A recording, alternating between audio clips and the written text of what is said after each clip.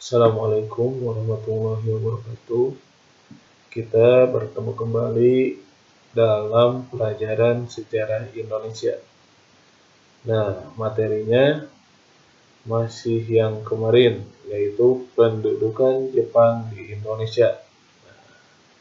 Ini udahlah yang kemarin. Terus, apa sih dampaknya pendudukan Jepang di Indonesia yang kemarin ini? Dalam segi pemerintahan, misalnya Jepang itu pemerintahannya menggunakan pemerintahan militer.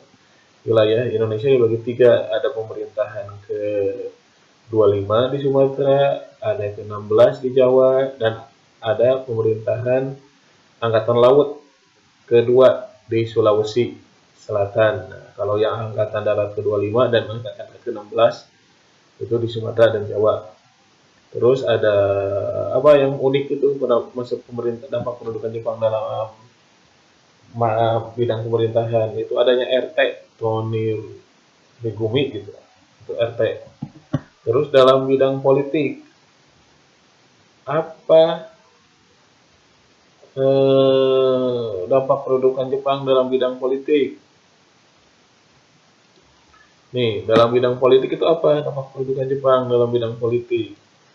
Yaitu Jepang membubarkan semua organisasi pergerakan nasional kecuali MIAI. Nah, organisasi pergerakan nasional itu yang mana? Nantilah minggu depan dipelajari. Kecuali MIAI. Kenapa MIAI enggak? Karena MIAI itu adalah kumpulan para ulama. Makanya Jepang itu tidak membubarkannya. Supaya nanti bisa dipergunakan lah para ulama itu untuk propaganda Jepang. Nah, Jepang itu membubarkan semua organisasi kecuali MIAI dan membentuk organisasi baru.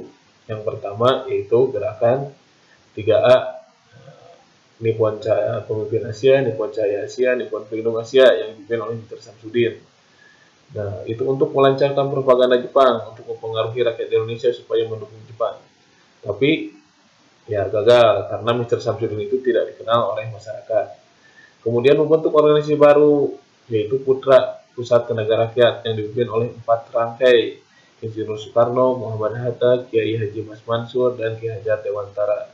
Nah, 4 ini berhasil, tapi berhasil mendapat pengaruh dari berhasil mempengaruhi masyarakat, tapi oleh tokoh-tokoh Putra tadi digunakan untuk membangkitkan nasionalisme Indonesia.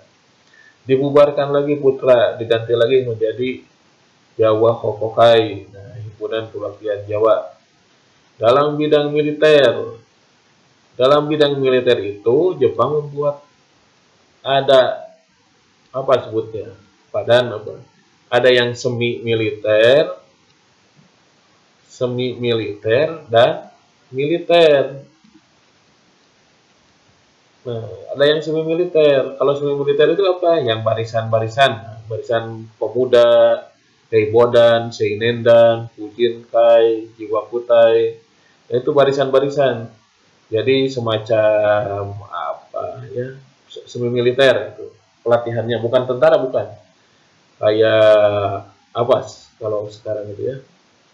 Satpam lah, pelatihan semi militer. Jadi kumpulan pemuda itu yang ada yang diperbantukan menjadi polisinya gitu.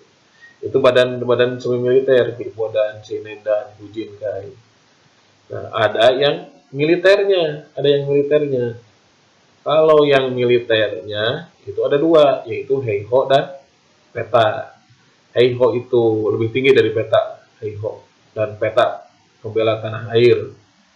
Nah, ini ada untungnya bagi bangsa Indonesia nanti. Jadi bangsa Indonesia itu bisa mengangkat senjata, dilatih lah. Sebetulnya Jepang itu bukan melatih bangsa Indonesia bukan untuk supaya bangsa Indonesia bisa mengangkat senjata, tapi supaya bisa membantu Jepang, digunakan sebagai tentara Jepang dalam rangka Perang Dunia II. Nah, lain bager gitu. Yang ketiga, dampak sosial. Apa sih dampak sosial pada masa pendudukan Jepang? Itu yang paling terasa itu adalah Romusa. Apa itu Romusa? Kerja paksa. Jadi masyarakat itu disuruh kerja paksa. Nah, kerja berarti dipaksa. Nah, itu Romusa. Makanya sampai bargang gitu. Ini yang sangat menindas. Kenapa Jepang menerapkan Romusa? Karena Jepang itu sedang perang. Nah, supaya kebutuhan perangnya terpenuhi, buat jembatan, buat jalan, buat rel, maka dia mempergunakan rakyat Indonesia. Nah, kerja paksa itu dinamakan Romusa. Kalau zaman Belanda itu kerja rodi, kalau zaman Jepang Romusa. Nah, ada lagi satu lagi selain Romusa, yaitu Jugu Ianku. Jugu Ianku itu disebutnya apa ya? Wanita penghibur, penghibur tentara Jepang. Bukan ingin mereka, tapi ya dipaksa, sama dipaksa oleh tentara Jepang untuk menghibur ya, tentara Jepang. Itu Jugu Ianku. Ini yang ramai orang Korea, orang Cina juga sama mengalami. Makanya mereka menuntut kepada Jepang, menuntut ganti rugi. Nah, yang keempat itu dalam bidang pendidikan. Apa itu dampak pendudukan Jepang dalam bidang pendidikan? Jepang itu ingin mengajarkan bahasa Jepang supaya di bahasa pengantarnya itu bahasa Jepang di sekolah-sekolah. Tapi kan belum bisa masyarakat Indonesianya. Nah, sementara sebelum bisa bahasa Jepang, bahasa yang digunakannya itu adalah bahasa Indonesia. Jadi ketika bahasa Jepang itu masif, semua bahasa Indonesia itu digunakan di sekolah-sekolah gitu. Digunakan sekolah-sekolah karena belum bisa bahasa Jepang. Kalau zaman Belanda itu kan sistem pendidikannya apa diskriminasi. Ada yang bahasa Belanda, ada yang enggak. Nah, yang kalangan atas itu bahasa Belanda, bahasa pengantarnya. Kalau zaman Jepang bahasa Indonesia semua. Nah, itu salah satu keuntungannya. Walaupun karena belum bisa bahasa Jepang dari rakyat Indonesia.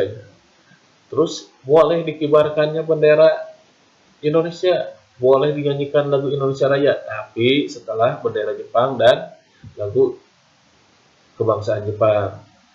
Nah, yang terakhir itu dampak dalam bidang ekonomi. Apa dampak dalam bidang ekonomi? Ya, digunakannya ekonomi perang. Di segala kebutuhan ekonomi itu digunakan untuk perang. Suruh ngumpulkan beras, apa ada pepetai, untuk ngumpulkan disiksa, ya seperti itulah. Ini masih yang minggu kemarin ya.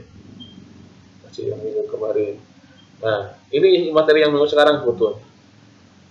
Ada nggak yang melakukan perlawanan terhadap pendudukan Jepang? Ada tentunya, sama terhadap Belanda juga. Dulu ada perang Diponegoro, perang Padri, perang Aceh, perang Banjar, perang Makassar, perang Banten.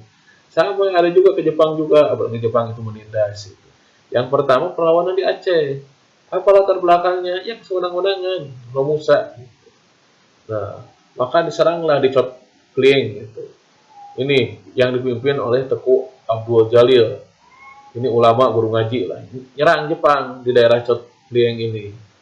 Nah, kemudian dibalas ke Jepang. Jepang itu hampir 3 kali penyerangan. Baru yang ketiga itu berhasil mengalahkan Tengku Abdul Jalil ketika sedang beribadah. Yang ketiga penyerangan Jepang. Yang ketiga malas nyerang. Nah, Jepang ya terbunuh gugur ketika sedang beribadah. Nah, itu di Aceh ada yang melakukan perlawanan. Kemudian ini Tasikmalaya, Jawa Barat juga ada yang melakukan perlawanan. Di Singaparna tepatnya. Apa latar belakangnya? Selain keserangan Romusa, juga pelaksanaan sekre. Apa itu sekre? Sekre itu upacara penghormatan kepada matahari, karena Dewa Jepang itu dewa utamanya matahari, jadi kudu membungkuk ke Dewa Matahari. Kata Kiai Haji Jainal Mustafa itu nggak boleh. Kenapa nggak boleh? Karena ini kan Kiai ini.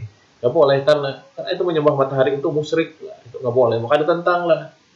Maka Kiai Jainal Mustafa melakukan perlawanan tahun 1944.